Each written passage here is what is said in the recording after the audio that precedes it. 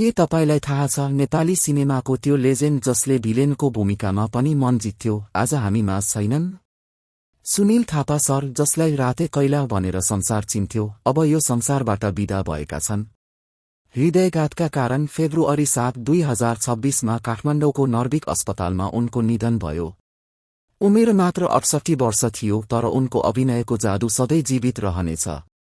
सुनिल थापा 19 मे 1960 नेपालको दाङ जिल्लामा जन्मिएका थिए।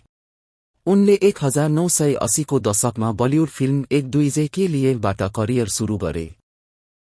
तर असली प्रसिद्धि नेपाली फिल्म चिनोमा राते कैलाको नकारात्मक भूमिकाबाट मिल्यो। यो भूमिका यति चर्चित भयो कि आज पनि मानिसहरूले उनलाई राते कैला भनेर बोलाउँछन्।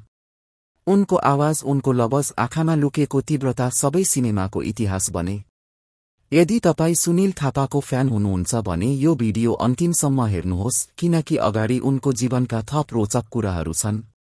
कृपया अहिले नै लाइक गर्नुहोस्, कमेन्टमा राते कैला फरएभर लेख्नुहोस् र च्यानललाई सब्स्क्राइब गर्नुहोस्। तपाईको एक कमेन्ट र सब्स्क्रिप्सनले हामीलाई धेरै हौसला दिन्छ।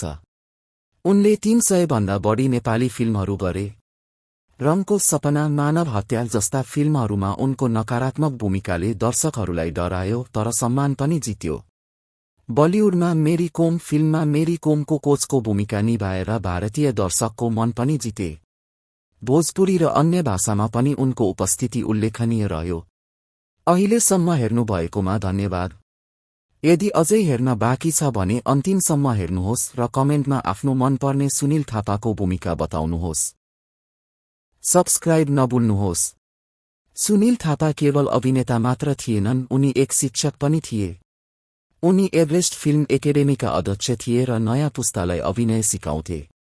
उनलाई मोसन पिक्चर अवार्ड नेपाल लगायत धेरै सम्मान प्राप्त भए। उनको जीवन मेहनत र लगनको उदाहरण हो।